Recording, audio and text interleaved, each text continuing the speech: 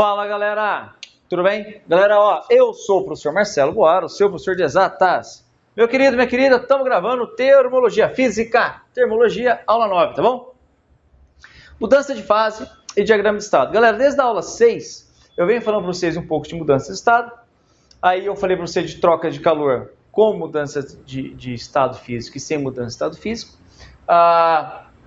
E agora eu preciso, para falar para vocês de diagrama de fase com cuidado, eu vou revisar um pouquinho o que eu falei na aula 6, para a gente poder estudar. Bacaninha, tá bom? Muito bem, meu querido, minha querida, então vamos lá. Mudança de fase, vamos lembrar? Vamos lembrar? Discutimos na aula 6, né? Lembra? Os três estados da matéria que nós estudamos aqui, sólido, líquido e vapor. Bom, esse estado de agregação, sólido, eu posso transformar para o estado líquido, do líquido para o estado de vapor, ou direto do sólido para o estado de vapor, e vice-versa. Lembra disso? Vamos lembrar? Ó, nós chamamos de fusão a transformação do sólido para o líquido, lembra? Fusão. Chamamos de vaporização a transformação do líquido para o vapor. Chamamos de condensação ou liquefação a transformação do vapor para o líquido. E chamamos de solidificação a transformação do líquido para o sólido. E chamamos de sublimação a transformação direta do sólido para o vapor ou do vapor para o sólido. Lembrou? Bom, é disso que nós vamos falar. Nós vamos tratar agora bastante nessa aula dessas mudanças de estado físico. Bom, o primeiro tópico que eu quero apresentar para vocês é uma coisa chamada sobrefusão. Já ouviu falar? Sobrefusão?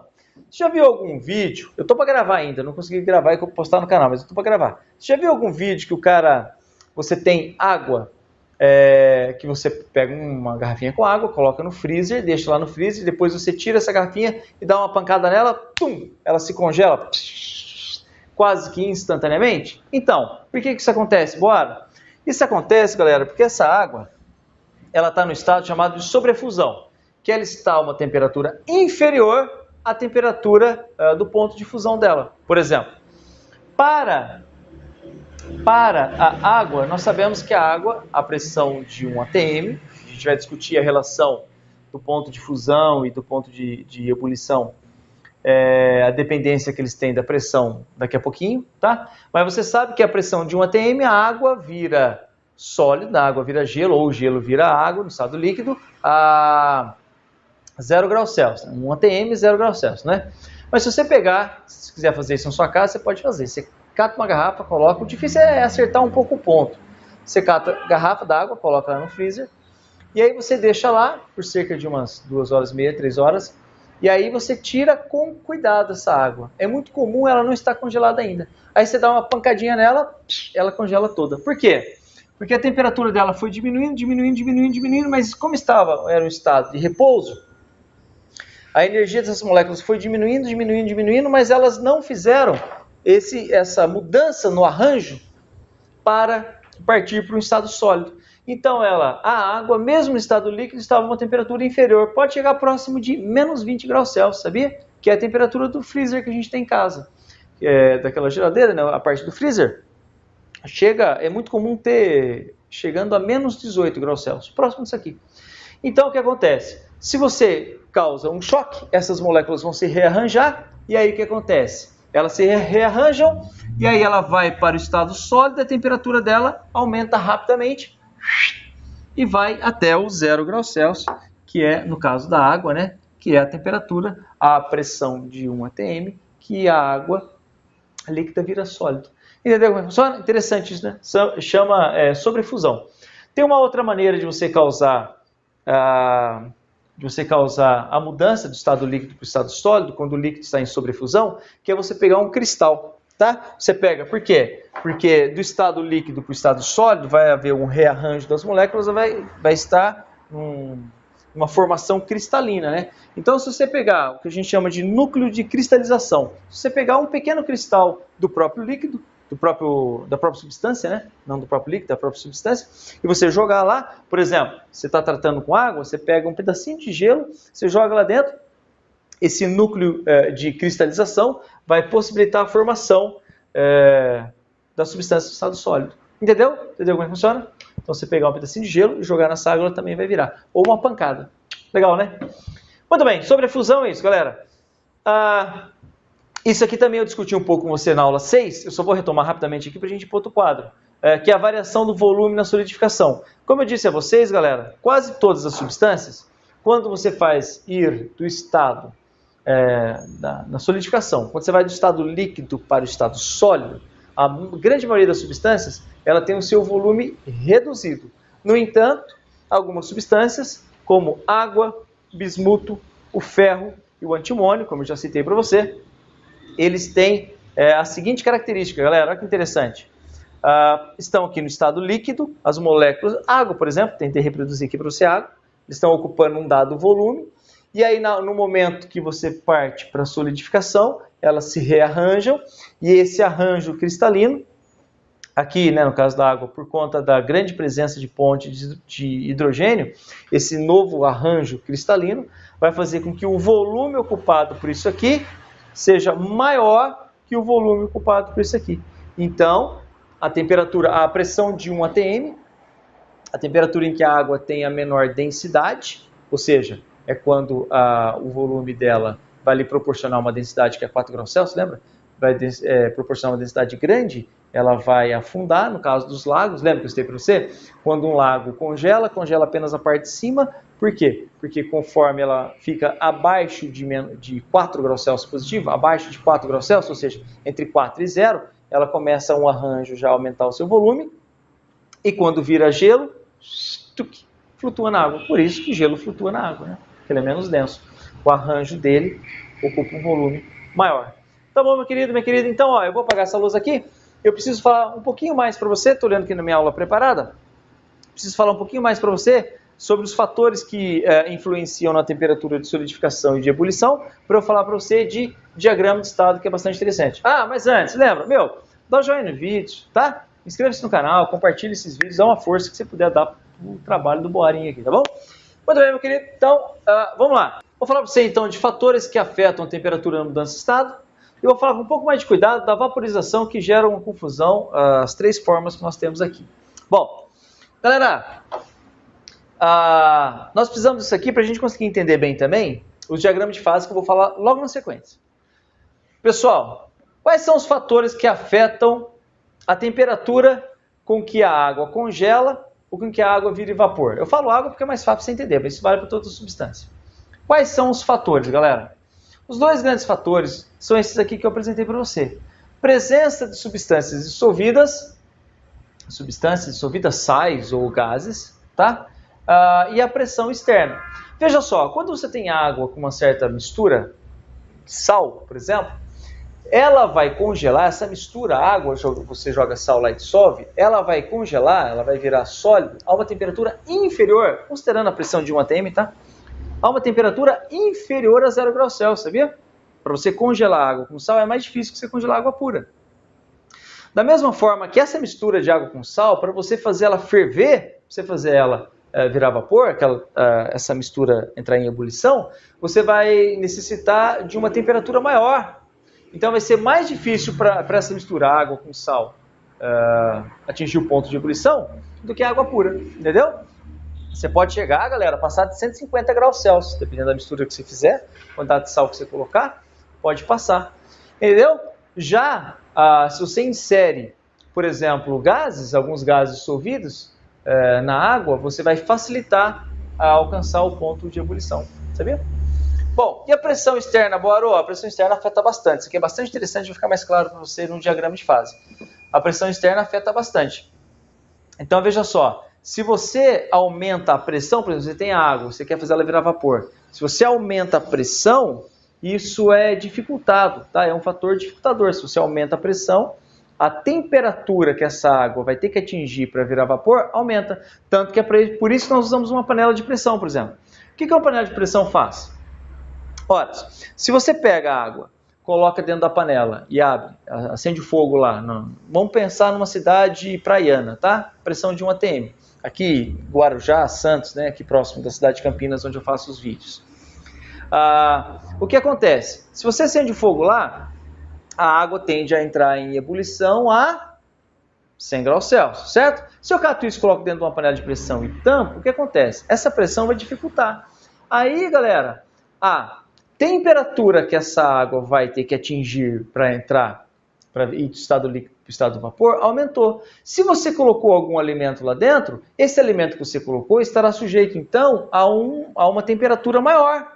Se esse alimento está sujeito a uma temperatura maior, ele vai cozinhar num tempo menor. Essa é a ideia, por isso que nós usamos uma panela de pressão. Tá? Se você for cozinhar, pega 1 kg de feijão, lava bem 1 kg de feijão, você pega esse feijão, deixa numa panela aberta, uma tampa comum. Vai ficar 1 hora lá, se não mais, para esse feijão cozinhar bem. Agora, se você pega esse feijão, coloca na mesma quantidade de água, numa panela de pressão e tampa, você deixa lá, vai reduzir bastante, para cerca de 20 minutos, por exemplo. Porque lá dentro ele atingiu uma temperatura maior. A água vai entrar em ebulição, por exemplo, a 120 graus Celsius. Depende da panela, né? Mas, por exemplo, a 120 graus Celsius. Então, o feijão ficou exposto a uma temperatura maior, ele vai cozinhar um tempo menor. Essa é a ideia. Entendeu? Entendeu? Então, a pressão externa é um fator bastante importante.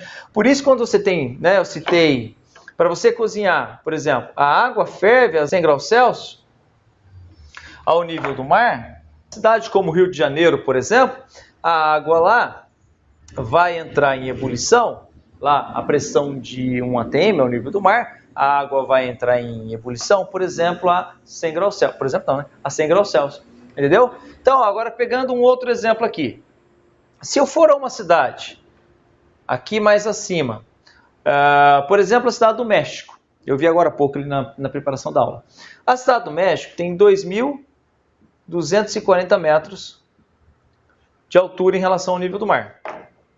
A temperatura de fervura da água lá é de 93 graus Celsius. Então, olha só, a água vai ferver a uma temperatura inferior à temperatura ao nível do mar. Claro, então ó, aqui no Rio de Janeiro, aqui na cidade do México, e no ponto mais alto nós temos na superfície da Terra, que é o Monte Everest, né, que dá 8.850 metros de altura aproximadamente. Lá, galera, deixa eu marcar aqui, né, 8.850 aproximadamente. Lá, a temperatura de fervura da água é de 72 graus Celsius. Ô, gente, você não tem que decorar essas coisas aqui não, né? Pelo amor de Deus. Isso aqui eu vi agora na preparação de aula, então memorizei. Então, olha só que interessante. Lá, cerca de 72 graus Celsius. Então, se você vai cozinhar, se um alpinista for cozinhar alguma coisa lá numa panela, vai levar muito mais tempo do que levaria aqui, tá? Do que levaria ao nível do mar. Por quê? Porque ele está sujeito a uma pressão menor. Interessante, né? Bastante interessante. Muito bem. Galera, rapidamente eu vou falar para você sobre evaporação, ebulição e calefação, que o pessoal tem alguma dúvida sobre isso. Olha aqui. Galera, vaporização. Então eu vou fazer o líquido passar para o estado de vapor, beleza? Estado líquido para o estado de vapor. Vaporização. Bom, vaporização nós dividimos em 3. Evaporação, ebulição e calefação. Evaporação, ebulição e calefação. Galera, a evaporação é aquela transformação do estado líquido para o estado de vapor que ocorre de forma espontânea e contínua, tá? Evaporação é espontânea e contínua. Por exemplo, quando você pega a roupa, você lava a roupa, ela está úmida, está molhada, você vai e pendura no varal. Está ocorrendo ali o quê? Está ocorrendo a evaporação. As moléculas de água que estão ali, elas começam a virar vapor e ir para a atmosfera. Evaporação. Do que depende a evaporação, Boarô? Basicamente aqui, ó, pontuei algumas coisas. Gente, depende do líquido, claro. Depende da área da superfície. Todo mundo sabe que se lavar a roupa, se você fizer uma bola assim com a roupa molhada e deixar lá alguns dias, ela vai secar, mas vai demorar. Você concorda comigo? Você esquece, às vezes você lava a roupa, esqueceu de estender, está lá na máquina. Você vai catar a roupa lá, opa, esqueci, está molhada, está úmida lá dentro ainda, né? Então, a área de superfície, se você abrir e colocar no varal, muito mais rápido, claro. A pressão, galera, a pressão afeta na evaporação, entendeu? Pressão atmosférica afeta. A temperatura, claro, a temperatura afeta. Se você cata isso e coloca em dias mais quentes, a gente sabe que a roupa seca muito mais rápido, não é? E a saturação do meio, gente, todo mundo sabe. Você podia não saber de forma sistematizada como a gente passa em aula, mas você sabe que se você pegar uma roupa que você acabou de lavar e pendurar, mesmo que seja aquele varalzinho de chão, à sombra, porque tá chovendo, você sabe que aquela roupa demora pra caramba, meu. Não está chovendo na roupa, claro que não, mas ela demora pra caramba para secar. Por quê? Porque o tempo está úmido. Por quê? Porque o ar está saturado. O ar está saturado, então as moléculas de água têm dificuldade de sair da roupa e ir para o ar, não é? Já em dias secos, é rapidão, né? Dias secos e quentes, é rapidão, todo mundo sabe. Você estende, seca rapidinho. Eu sei bem disso, né? Eu lavo roupa todo sábado de manhã. Todo sábado de manhã eu vou lá, lavo a roupa, pá, penduro lá. Dia quente, velho, eu rezo para sábado, tá calor para isso. Muito bem. Galera, e aí ebulição, Boarô? Ebulição que todo mundo trabalha, você sabe. Ebulição é quando, galera, ebulição é quando toda a massa daquele líquido está num regime turbulento, está virando vapor, entendeu? É quando toda a massa, ou seja, você pega toda a porção de água, por exemplo, eu cito sempre porque é mais fácil para você entender, né? Mas isso vale para toda substância. Você pega a água, coloca numa vasilha, você coloca ela para esquentar. Ela vai esquentando 20, 30, 40, 50, 60, 70, 80, 90, 100, supondo o nível do mar, 100 graus Celsius. Aí nesse momento vai começar a virar vapor, não vai? Então, em toda a água que está a essa temperatura, começam a surgir bolhas. E por isso que é um regime turbulento. Surgem várias bolhas dentro dela e essas bolhas vão explodir, né? Elas vão se romper na superfície. Aí fica aquele regime turbulento, não é? Mas todo o líquido está à temperatura de ebulição, tá? Então, é algo turbulento. E a calefação, Boarô? A calefação é tranquilo, galera. A calefação envolve uma grande quantidade de calor para aquela porção de massa que você está estudando. O grande exemplo é uma panela. Se você pega uma panela, ou você pega uma chapa, por exemplo, que você faz lanche, se você pegar uma panela, que você deixa ela esquentando bastante tempo, você pega um pouquinho d'água e solta, não faz aquele negócio? Então, isso a gente chama de calefação. Você pinga gotas d'água, uma massa pequena, essa plataforma, uma chapa, uma frigideira, uma panela, qualquer coisa, está a uma temperatura muito superior à temperatura de ebulição dela, né? A temperatura de ebulição da água ao nível do mar 100 graus Celsius. Você põe uma panela no fogo, essa panela, essa frigideira, dependendo da situação, do fogão e tal, pode atingir 200 graus Celsius, 150 graus Celsius, dependendo daquilo que é feito, das condições. Então é muito superior à temperatura de ebulição. Você joga lá, né?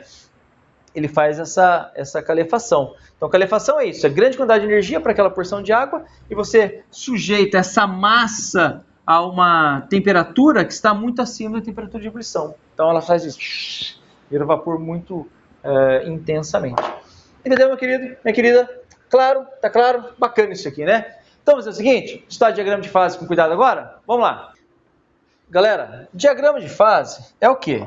Nós vamos concentrar no mesmo gráfico de pressão por temperatura os três estados. O estado sólido, representado nessa região aqui, ó. Líquido e o estado de vapor. Então, nesse cara, nós temos três curvas. A curva que é a curva do estado sólido para o estado de vapor, a curva de sublimação, né? Ó, essa curva aqui, dividindo o estado sólido para o estado de vapor. Essa curva, a curva de fusão, aqui, a curva de fusão, essa curva aqui, estado sólido para o estado líquido, a curva de fusão. E aqui, a curva de vaporização, ou condensação, né? Tá? Essa curva aqui, divide as regiões líquido, vapor, sólido. Esse ponto, galera, que é o ponto de encontro das três curvas, é um ponto muito especial chamado ponto triplo. O ponto triplo é um ponto de pressão e temperatura. Cada substância, galera, tem um gráfico desse aqui, claro. É um ponto tal que você vai ter, ao mesmo tempo, as substâncias nos três estados. Sólido, líquido e vapor. Você vai encontrar sólido, líquido e vapor. Muito bacana, né? Ponto triplo. Tá? Aí, olha só, num ponto qualquer aqui, meus queridos, nesse ponto aqui, por exemplo, no ponto A, a substância está no estado sólido, ela tem uma dada pressão, uma dada temperatura, está no estado sólido. Para eu mudar o estado físico dela, eu posso fazer o quê? Eu posso alterar a pressão ou a temperatura. Por exemplo, se eu diminuo a pressão, ó, eu faço esse cara aqui, diminuindo a pressão, faço esse cara aqui passar para o estado de vapor. Ou, eu fiz ele muito retinho, fiz um pouquinho mais para baixo. Ou, eu posso fazer o seguinte, eu posso aumentar a temperatura, mantendo a pressão constante, ó, passo para o estado de vapor, entendeu? Ou pode mexer os dois, né? Fizer um caminho qualquer aqui. E aqui é a mesma coisa, olha só, esse ponto B, se eu... Vou fazer ele mais para cá. O ponto B, se eu aumentar a temperatura, sólido vai para líquido, tá vendo? Ponto B, se eu reduzir a pressão, ó, sólido vai para o líquido, tá bom? Galera, note que eu fiz dois gráficos. Substâncias que diminuem de volume na solidificação, ou seja, quase todo mundo, não é? Quase todas as substâncias diminuem de volume na solidificação. Então o gráfico é dado por esse carinha aí, ó. Agora, tem um grupo especial, que é o grupo das substâncias que aumentam de volume na solidificação. Por exemplo, a água, não foi o que eu falei para você? Eu fiz a revisãozinha no começo do vídeo. A água, ela aumenta de volume na solidificação. Então, tem um estudo com mais cuidado aqui. Mas antes, deixa eu apresentar para você um outro ponto importante, né? O ponto triplo. Ponto triplo, PT, deixa eu escrever até, ó. PT, ponto triplo. E esse ponto aqui é chamado de ponto crítico, PC. Que é o que, galera? Ele é um ponto que você tem. Ele é um ponto que você tem uma dada temperatura e pressão. Que nós fazemos aqui, galera, uma distinção nesse momento do nosso estudo. Aqui é uma temperatura chamada temperatura crítica, entre vapor e gás. Nós usamos no nosso cotidiano, e na grande parte dos estudos aqui também da termologia, nós usamos vapor e gás como sinônimos. Mas na verdade eles não são, tá? Qual é a diferença entre vapor e gás, Boarô? Vapor, meu querido, é aquilo que você consegue fazer virar líquido apenas alterando a pressão sem ter que alterar a temperatura. Por exemplo, se eu tenho uma certa porção de gás, aqui ó, no estado C, a uma dada pressão, a uma dada temperatura, eu consigo fazer esse cara virar líquido apenas aumentando a pressão, ó, sem alterar a temperatura, apenas aumentando a pressão, eu consigo fazer ele virar líquido, vir para essa região. Já, se você tem a substância no estado de vapor, que a gente chama de gás, a partir de uma dada temperatura, chamada temperatura crítica da substância, isso você tem tabelado, tá? Se você aumentar a pressão, olha só, se você aumentar a pressão, meus queridos, você não consegue fazer esse cara virar líquido, tá? Você não consegue fazer ele virar líquido apenas aumentando a pressão. Então, isso aqui nós chamamos de gás. Então, vapor é aquilo que você, apenas aumentando a pressão, você consegue fazer virar líquido. Gás é aquilo que apenas aumentando a pressão, não. Você vai ter que reduzir a temperatura e depois aumentar a pressão e fazer ele ir para o estado líquido. Entendeu como é que é? Chamado de ponto crítico. Muito bem, galera. Então, note, o que tem os gráficos de diferente? Esse gráfico aqui, desse gráfico aqui, o que tem de diferente? Bom, o aluno atento já percebeu que a curva, galera, a curva de fusão, ela é virada do lado contrário, né? Essa curva de fusão tá para cá, essa curva de fusão tá para cá. Por que, Boaro, que isso acontece? Por quê? Porque, galera, as substâncias que aumentam de volume na solidificação, se elas aumentam o volume na solidificação, olha que interessante.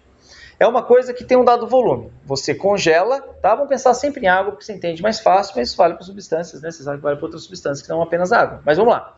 Aqui está a água, estado líquido. Você congela, ela aumenta de volume. Exagerando aqui para você entender bem. Né? Tum, aumentou de volume. Tá.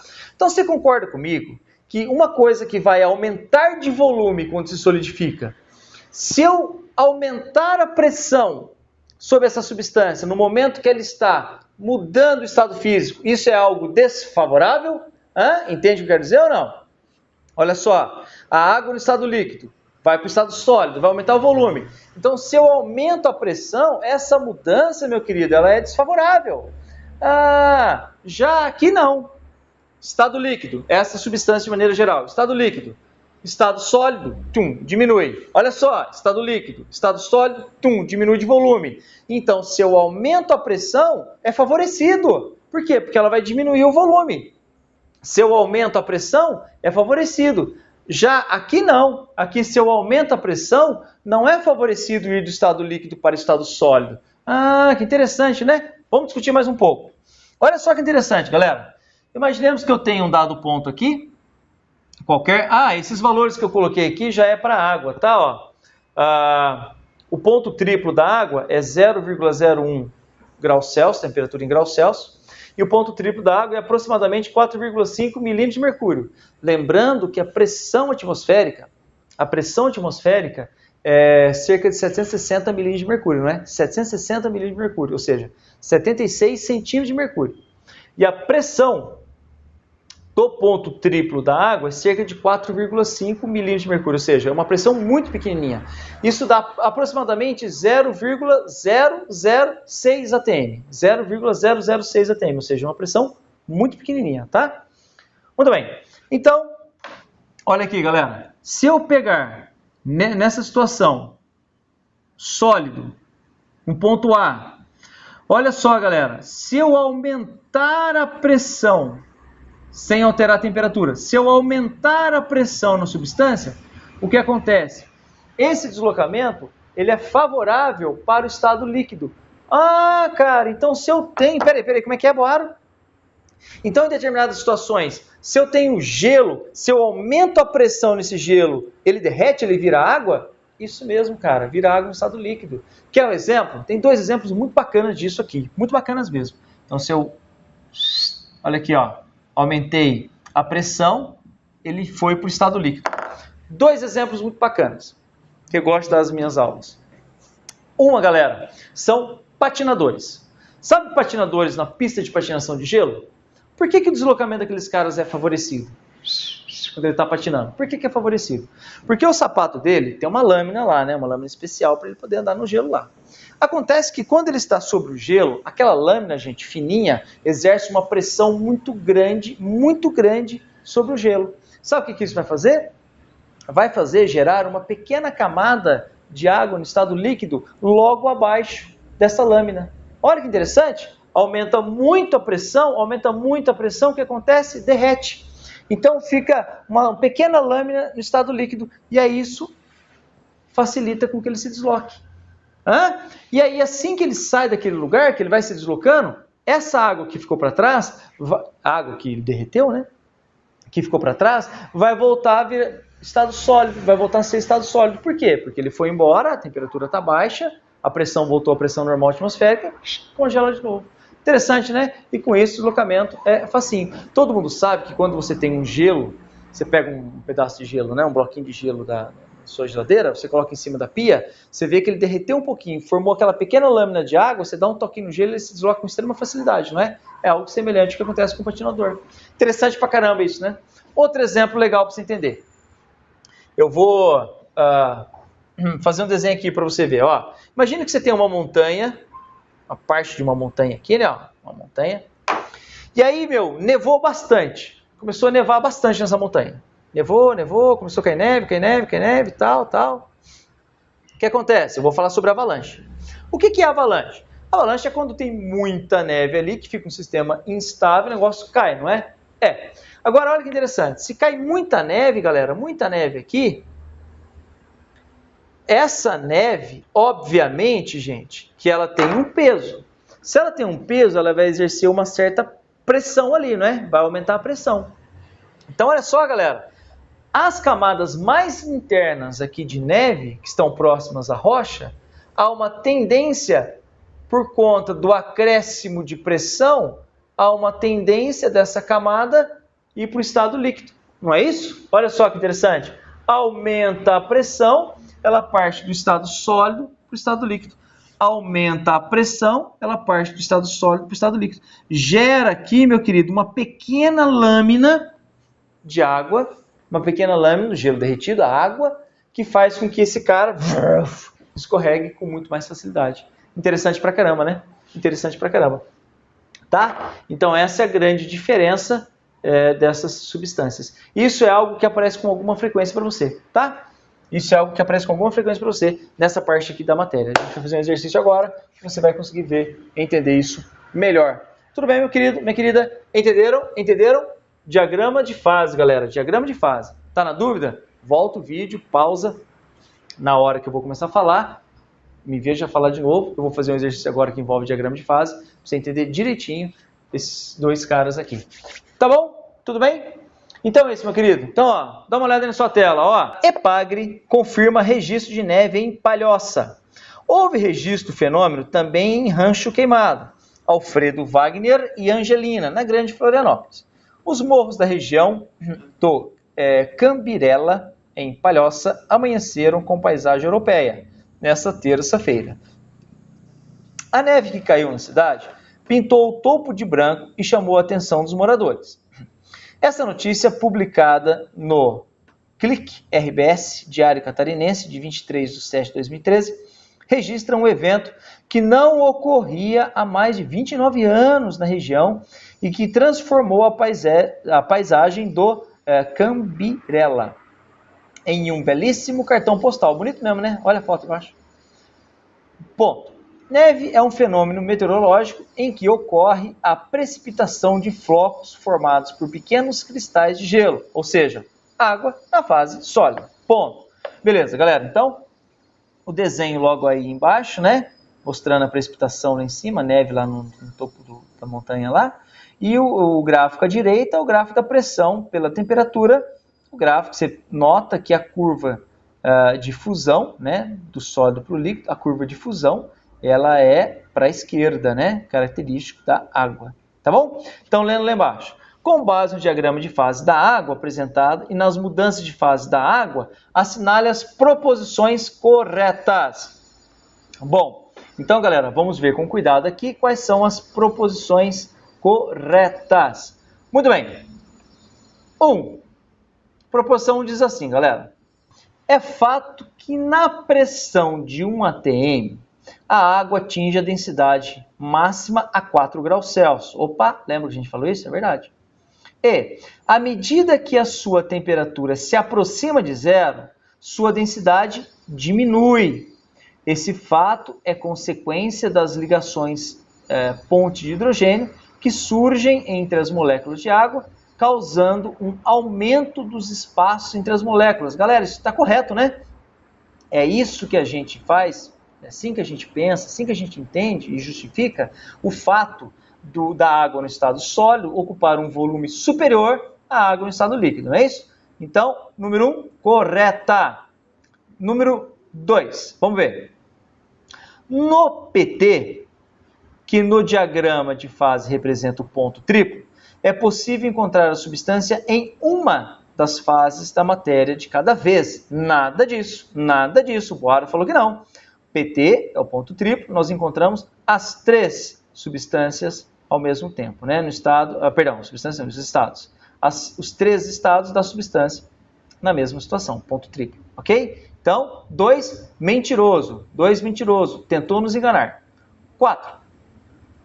Quando uma substância no estado gasoso é liquefeita, somente com o aumento da pressão, ela é classificada como vapor. É verdade, né, gente? Não é? Se é possível você fazer uma substância do estado gasoso ir para o estado líquido, ou seja, ser liquefeita, somente aumentando a pressão, opa, então ela é classificada como vapor. Se não, é classificada como gás. Lembra? Então tá aí, galera. 1, correta. 2, mentirosa. 4, correta. Número 8, vamos lá. O processo de vaporização da água, passagem da fase líquida para a fase sólida, opa, aí já estragou, né? Pode ocorrer de 3 maneiras. Evaporação, lento, ebulição muito rápido, calefação rápida. Aí também tá com erro aí, né? A evaporação é lento, é verdade. A ebulição é rápido. E a calefação é muito rápido. Porque a calefação é aquela que envolve uma grande quantidade de energia, não é? Então está com 2 erros aí, ó. Então a questão 8 é mentirosa, tá bom? Então vamos lá. 16. A sensação de frio é maior quando a neve derrete do que quando ela se forma. Opa, como é que é, Boara? Se você está num ambiente em que você está exposto, né, a neve vai derreter, ele está dizendo que a sensação de frio é maior. Isso é explicado pelo fato de que a fusão é uma reação exotérmica, ou seja, para você derreter o gelo, ele vai liberar calor. Meu, do que ele está falando? Lembra, galera? Endotérmico é quando ele ganha calor. Exotérmico é quando ele libera calor. Não, isso está errado. Enquanto que a solidificação é uma reação endotérmica. Ele trocou aqui, né, gente? Ele inverteu esse negócio aqui, não é verdade? Então, na fusão, quando há absorção de calor, é endotérmico. E na solidificação, quando há liberação de calor, é exotérmica, ok? Muito bem. Então, a 16 é mentirosa, está errada, falsa. 32. Sublimação. A sublimação é a mudança de fase sólida para fase gasosa. Beleza. Sem passar pela fase líquida. Beleza. Somente com o aumento da pressão. Não, peraí. Não é assim não. A sublimação é a mudança da fase sólida para a fase gasosa. Daí é verdade. Sem passar pela fase líquida. Também é verdade. Isso ocorre somente com o aumento da pressão? Não, gente. Isso ocorre com a diminuição da pressão ou aumento da temperatura, né? Eu vou mostrar aqui no gráfico daqui a pouquinho para você o ponto 32. Vou ler o ponto 34, depois eu volto para a lousa e mostro para você por que o ponto 32 é mentiroso. A curva de fusão-solidificação indica que, à medida que aumentamos a pressão sobre a substância água durante a mudança de fase, a temperatura de fusão-solidificação diminui. Opa, galera, isso é verdade. O que ele quis dizer? Em outras palavras, ele quis dizer o seguinte: se eu aumento a pressão, para eu fazer virar de sólido para líquido, a temperatura fica menor.